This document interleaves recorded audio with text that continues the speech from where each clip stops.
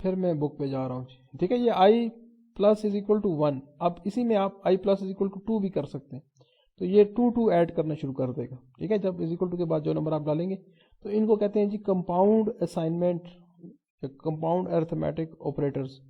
तो ये plus is equal to, इसमें आप माइनस इज इक्वल टू, इसमें स्टेरिक इज इक्वल टू, इसमें आप डिवाइड इज इक्वल टू, ये सारे आप यहाँ पे लगा सकते हैं, ठीक है जी। तो ये कंपाउंड असाइनमेंट ऑपरेटर्स हैं, ये कंपाउंड अरिथमेटिक ऑपरेटर्स हैं, तो ये आप यूज़ कर सकते हैं। यहाँ पे लिखा हुआ है जी कंपाउंड असाइनमेंट ऑपरेटर्स हैं, तो ये सारे आप यूज़ कर सकते हैं। इसके साथ हमें minus is equal to, asterisk is equal to, divide is equal to, modulus is equal to, ये सारे आप यूज़ कर सकते हैं।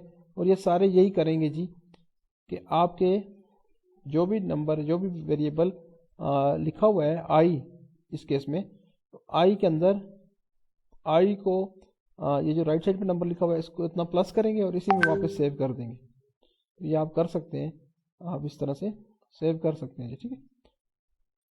तो ये कंपाउंड असाइनमेंट ऑपरेटर्स, इसको भी आपने देखना है। J is equal to J plus 10 जो है, इसको आप लिख सकते हैं J plus is equal to 10, तो ये जे में 10 ऐड करेगा और वापस जे में ही सेव कर देगा। फिर इसमें डी पॉइंट है जी, I plus plus is less than 10, तो ये अब इंक्रीमेंट डिक्रीमेंट हमने करना है। अब उसको कहाँ पे करना है, इसके लिए कोई हम फिक्स कंडीशन नहीं है कि इसको हमेशा आपने प्रिंट एफ के बाद करना है, आप इसको पहले भी कर सकते हैं। तो यहाँ पे इस केस में ये जो है वो while I plus plus less than 10 ये कर रहा है जी। इसको मैं दोबारा इधर लिखता हूँ जी, यहाँ पे ये कर रहे हैं जी I plus plus less than equal to 10, और ये वाला जो इंक्रीमेंट है इसको वो हटा रहा है।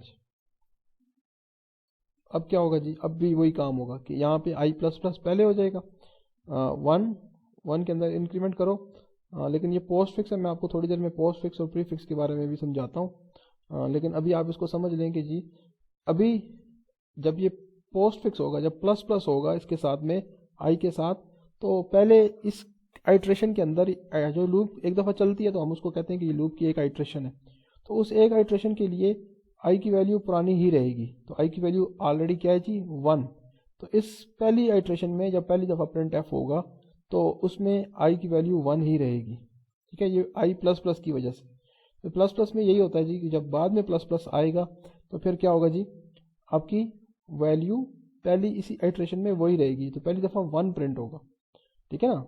आई प्लस प्लस हुआ है, लेकिन इस आइट्रेशन में नहीं, अगली आइट्रेशन में आई की वैल्यू इंक्रीमेंट होगी। तो अभी ये होगा जी, अभी यहाँ पे जब चेक हो रहा है, कंडीशन चेक हो रही है, तो यहाँ पे होगा 1 इज लेस देन और इक्वल टू 10, ठीक है। तो 1 इज लेस देन और इक्वल टू 10 चेक होगा, इसमें प्लस प्लस अभी नहीं होगा क्योंकि ये पोस्ट फिक्स है, क्योंकि प्लस प्लस बाद में लिखा हुआ है, ठीक है। तो इस केस में वही होगा जो पहले हो रहा था जी, कि पहली दफ़ा 1 प्रिंट होगा। तो मैं इसको कम कर देता हूँ, इसको मैं 1 से लेके 4 कर देता हूँ जी, ठीक है। तो 1 से लेके 4 तक जो है वो नंबर्स इस केस में प्रिंट होंगे। तो एग्जीक्यूट करता हूँ,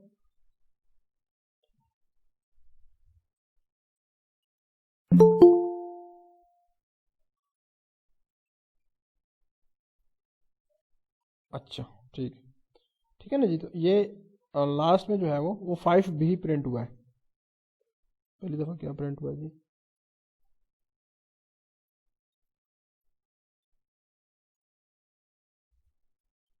अच्छा ये लेस देन 10 करो था हमने, इज इक्वल टू भी डाल दिया बीच में, तब ये इशू हुआ है, ठीक है। तो यहाँ पे ये जो इज इक्वल टू है इसको अभी हटा देते हैं, ठीक है। तो अब करेंगे तो अब 1 से 4 तक प्रिंट होगा जी,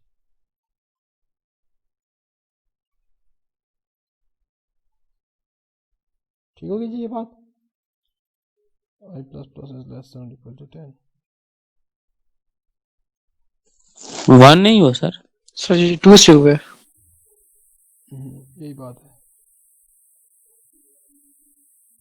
ये प्रीफिक्स ना हो सर कहीं, नहीं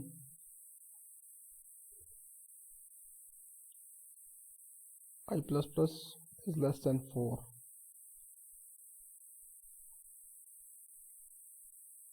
अच्छा ये यहाँ पे इसको आई को प्रिंट कर रहा है। अच्छा इसमें ये होता है ना जी पोस्ट फिक्स में, अभी यहाँ पे जब चेक होगा ना तो आई की वैल्यू 1 होगी, लेकिन पहले ही वो सर इंक्रीमेंट कर रहा है तब।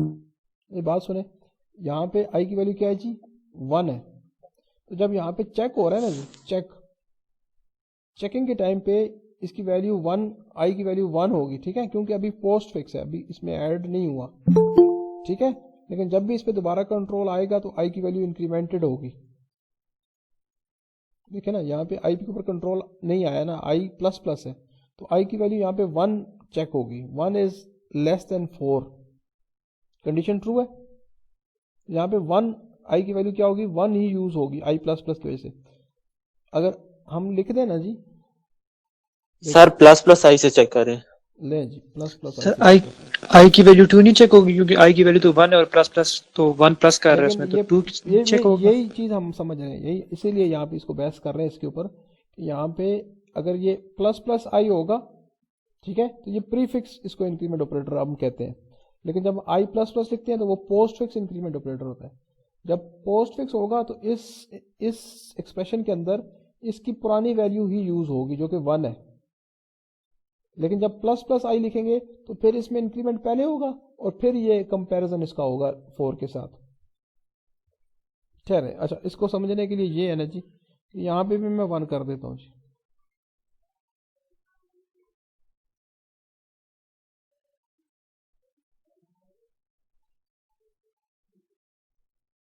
तो ये आई प्रिंट नहीं होना चाहिए जी इस केस में, क्योंकि ये प्लस प्लस आई है।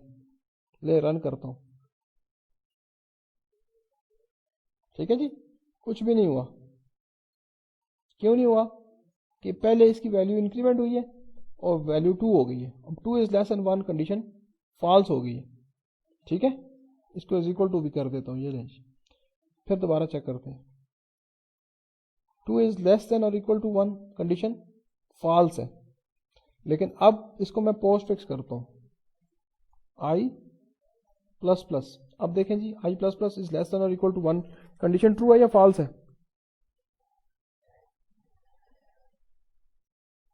किधर गए मेरे सीआर साहिबान? अब आया सीआर साहब। अभी फॉल्स ही है सर। अब फॉल्स नहीं है ना, हमने कहा ना जब पोस्ट फिक्स होगा ना जी, तो इसके अंदर वैल्यू के अंदर पहले इंक्रीमेंट नहीं होगा, इंक्रीमेंट बाद में होगा। इस एक्सप्रेशन के अंदर पुरानी वैल्यू यूज होगी, 1 यूज होगी। फिर 1 प्रिंट होना चाहिए, फिर कर लें सर, हाँ, ट्राई कर। यही आपको समझा रहा हूँ कि यहाँ पे 1 प्रिंट होना चाहिए, क्योंकि पुरानी वैल्यू यूज हो रही है। अगर नई वैल्यू यूज हो रहा है ना 2, तो 2 इज नॉट लेस देन और इक्वल टू 1, कंडीशन फॉल्स हो जाती है। लेकिन पुरानी वैल्यू यूज होगी, इसलिए कंडीशन ट्रू है। अब 1 प्रिंट होना चाहिए। चलिए 2 प्रिंट हुआ, क्योंकि नेक्स्ट टाइम इसकी वैल्यू 2 हो जाती है ना, ठीक है। ये समझ रहे हो बात कि नहीं समझ रहे हो? सर 1 तो स्टिल कंफ्यूजन है। कौन बात कर रहा है जी? मुझे समझ नहीं आई। खैर, खोल के डिस्कशन करें, कोई इशू नहीं है। आप बोलें, जो भी आपने पूछना है पूछे, कोई मसला नहीं है। लेकिन हम ये कह रहे हैं जी कि यहाँ पे जब ये पोस्ट फिक्स होता है, ठीक है, तो 1 के अंदर इंक्रीमेंट नहीं होता। देखिए ना, आप यहाँ पे इस आई को अभी थोड़ी देर के लिए हम सेपरेट कर देते हैं। यहाँ पे एक मैसेज लिख देते हैं, कंडीशन ट्रू, ठीक है। तो हम ये कह रहे हैं जी कि आई प्लस प्लस जब होगा तो इस एक्सप्रेशन के अंदर आई की वैल्यू पुरानी यूज होगी, 1 ही यूज होगी। एग्जीक्यूट करता हूं, पुरानी वैल्यू यूज हुई है, इसलिए कंडीशन ट्रू का मैसेज आया है। लेकिन जब मैं कर देता हूं जी प्लस प्लस आई, अब क्या हो गया? अब पहले इंक्रीमेंट हो गया, 2 हो गया इसकी वैल्यू, इसलिए जो है कंडीशन ट्रू का मैसेज नहीं आ रहा। हमने बात ये समझनी है, वैल्यू को छोड़ें कि वैल्यू प्रिंट क्या हो रही है, 1 हो रही है, 2 हो रही है, इसको छोड़ें। लेकिन अब ये देखें, यहाँ पे कुछ भी प्रिंट नहीं हो रहा। क्यों नहीं प्रिंट हो रहा? क्योंकि आई की वैल्यू पहले इंक्रीमेंट हो जाती है। पहले जब इंक्रीमेंट हो जाती है तो इस वजह होती है कि यहाँ पे सर आवाज रुक जाती है सर। मेरी आवाज? तुम्हारा नेट स्लो है। नेट तो 4G पूरा आ रहा है सर। नो सर, आपकी आवाज नो सर, सही आ रही है आपकी। सर सही आ रही है। मेरी आवाज़ ख़राब हो ही नहीं सकती जी। मैंने इसलिए इथरनेट केबल लगाई है, डायरेक्ट राउटर के साथ कनेक्टेड हूँ। बाकी सारे यूज़र्स को मैंने बंद किया हुआ है, मैं अकेला यूज़र हूँ इस नेटवर्क में। अच्छा, ठीक है जी। तो ये कंसेप्ट आप समझे कि नहीं समझे? मैं आगे जा रहा हूँ, समझ गए सर। आगे जा रहे हैं जी, आगे जा रहा हूँ, ठीक है। आई प्लस प्लस और प्लस प्लस आई का ये डिफरेंस आपको पता होना चाहिए। एक को कह रहे हैं जी पोस्ट इंक्रीमेंटेशन ऑपरेटर, और दूसरे को कह रहे हैं जी प्री इंक्रीमेंटेशन ऑपरेटर। इन दोनों को याद रखना है, दोनों भाई हैं आपस में, और एक में प्लस प्लस आई आता है, एक में आई प्लस प्लस आता है। तो इन दोनों में डिफरेंस यही है जी कि एक में इंक्रीमेंट पहले होता है और कंपैरिजन बाद में होता है, ठीक है। एक में क्या होता है जी, इंक्रीमेंट बाद में होता है, कंपैरिजन फिर हो जाता है, ठीक है। तो नेक्स्ट टाइम जब भी आई को मौका मिलता है तो आई की वैल्यू इंक्रीमेंट हो चुकी होती है, इसलिए यहाँ पे ये आई की वैल्यू 0 से स्टार्ट कर रहे हैं, तो यहाँ पे ठीक है ना, 0 से इसलिए स्टार्ट कर रहे हैं कि क्योंकि जब प्रिंटिंग होगी तो प्रिंटिंग में वो 1 पहली दफ़ा प्रिंट हो, पहली दफ़ा डायरेक्टली 1 पहले प्रिंट हो, तो इसलिए वो 0 से स्टार्ट करता है क्योंकि इसमें के अंदर इंक्रीमेंट होता है जी।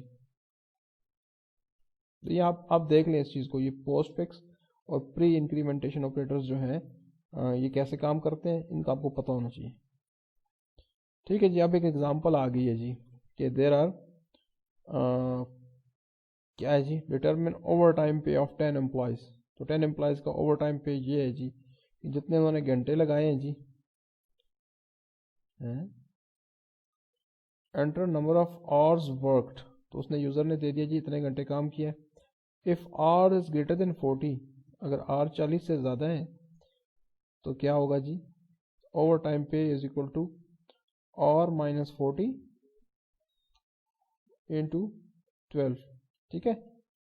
तो 40 से ज़्यादा होंगे तो तभी जो उनको पे मिलेगी उसकी ओवर टाइम की, वरना नहीं मिलेगी जी।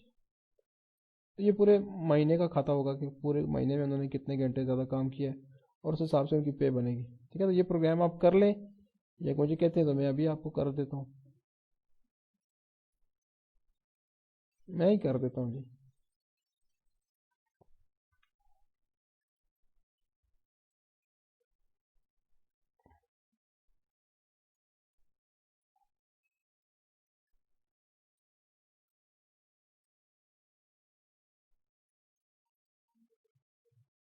लो जी, कंट्रोल सी, कंट्रोल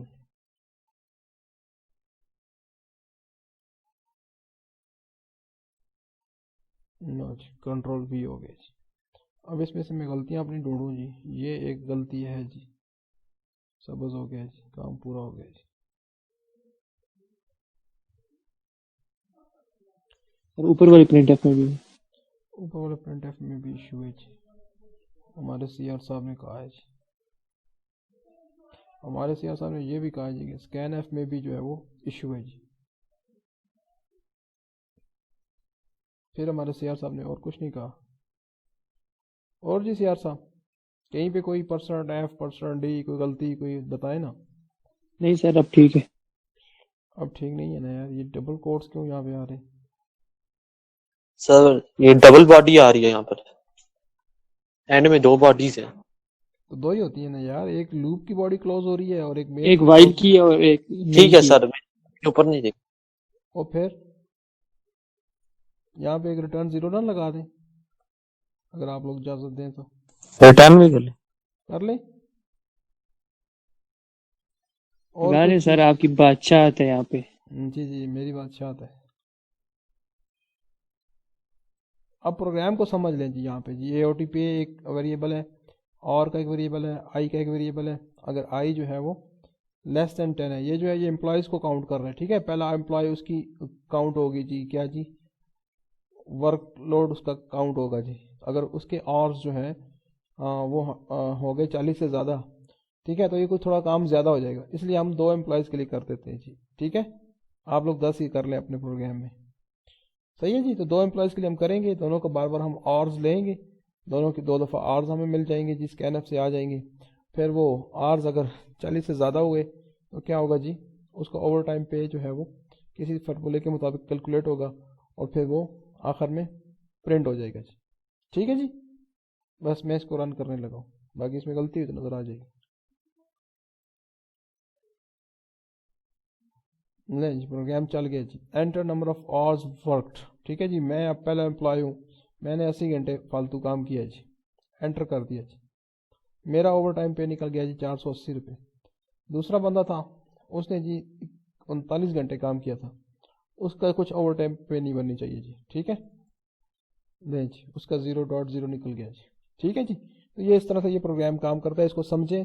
इसके अंदर आपके काम की जो चीज़ें हैं जी वो, हाँ, एक ये वाइल लूप है, while I is less than और इक्वल टू 2, ठीक है। तो ये पहले एम्प्लॉय के लिए, ये दूसरे एम्प्लॉय के लिए ये फार्मूला काम करेगा। यहाँ पे उनके ये बॉडी ऑफ द लूप है, यहाँ से स्टार्ट हो रही है और यहाँ तक जा रही है जी, यहाँ तक, ठीक है, यहाँ तक ये बॉडी ऑफ द लूप है। तो ये बॉडी ऑफ द लूप क्या करती है जी, ये काम करती है, यूज़र से ऑर्स लेती है, ऑर्स को कैलकुलेट करके उनको फार्मूले के अंदर डाल के उनके पैसे जो है वो कैलकुलेट करती है और फिर उनको बताती है जी कि आपने इतने घंटे काम किए। वही ऑर्स की जो वैल्यू है यहाँ पे जो यूज़र ने दी है, वो साथ में ओवर टाइम पे जो यहाँ से कैलकुलेट हुई है OTP से, वो यहाँ पे दो चीज़ें प्रिंट कर रही है, ठीक है जी। तो इस तरह से छोटे छोटे प्रोग्राम्स होते हैं, इंटरनेट पे आपको बहुत सारे मिल जाएंगे, आप उन सारों को देखें, उनको समझने की कोशिश करें और इस तरह से आप इंटरेक्ट करेंगे। तो ये मुश्किल नहीं है, ये प्रोग्रामिंग आपको आसान लगेगी, ये इंटरेस्टिंग चीज़ है। आगे चलता हूँ जी, और टाइम पे निकल गई जी। उसके बाद ये एक और प्रोग्राम है जी फैक्टोरियल का। फैक्टोरियल निकालना आपको आता है? फैक्टोरियल होता क्या है वैसे? अभी मैं प्रोग्राम कॉपी करता हूँ, अभी आप इसको बताएं कि ये फैक्टोरियल होता क्या है।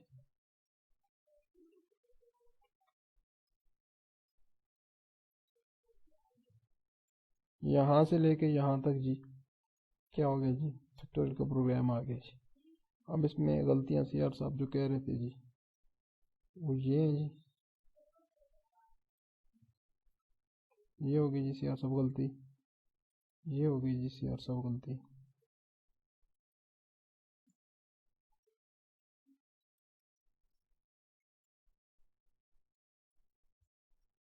ये हो गई जी गलती CR साहब। और इसके अलावा CR साहब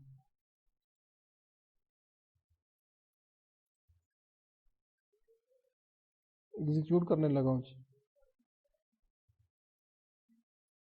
यूज़र से एक नंबर ले रहा है जी ये प्रोग्राम, 4 में देता हूँ जी, 4 × 3 × 2 × 1, ये फैक्टोरियल का काम है जी। और रिजल्ट हमें देना चाहिए उसको 24 इस केस में। लें जी, लो जी, factorial is equal to 24, result भी ठीक आ गया, इसका मतलब प्रोग्राम ठीक है। हैं जी हमारे CR साहब चले गए? हाँ जी sir.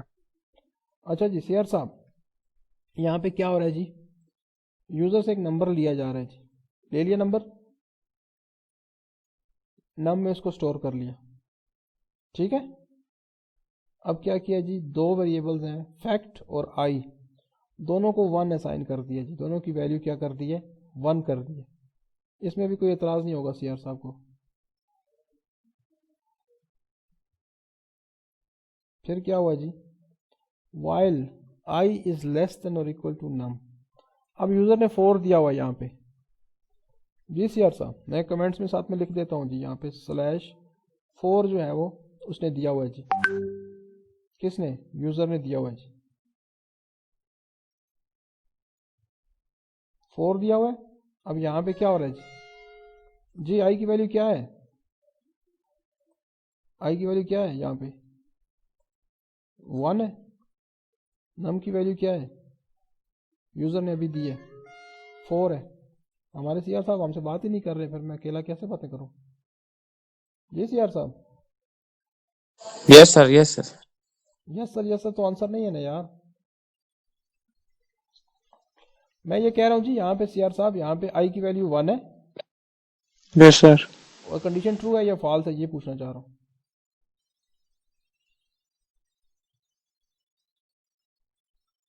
One is less than और इक्वल टू 4, फॉल्स है ना? ट्रू है सर, ट्रू है। लेस देन और इक्वल टू 4 यार। वन इज, एक जो है सर वो ट्रू है, 4, सर ट्रू है। एक जो है वो 4 से छोटा है, कंडीशन ट्रू है जी, पहली दफा True है कंडीशन ट्रू है पहली इटरेशन पे। फिर क्या हुआ जी, यहाँ पे चले गए, fact is equal to fact into I ji, ji CR साहब, फैक्ट की वैल्यू क्या हो जाएगी इस इटरेशन के बाद? 1 ही रहेगी सर, फैक्ट की भी 1 ही है वैल्यू। सही है जी, ये बात CR साहब की खूबसूरत है जी, कि फैक्ट की वैल्यू भी 1 है यहाँ पे ऊपर, ठीक है। यहाँ पे मैं लिख देता हूँ फैक्ट की वैल्यू क्या थी जी, फैक्ट इज इक्वल टू 1 थी, ठीक है। और यहाँ पे फैक्ट इंटू आई, आई की वैल्यू भी 1 है, यहाँ पे हम ऊपर बात कर चुके हैं। तो फैक्ट की वैल्यू इस इटरेशन के बाद क्या होगी जी, 1 हो जाएगी। तो इसके बाद क्या होगा जी, आई के अंदर इंक्रीमेंट होगा। तो आई की वैल्यू क्या है जी, यहाँ पे 1 से 2 हो जाएगी, इंक्रीमेंट हुआ यहाँ पे, ठीक है।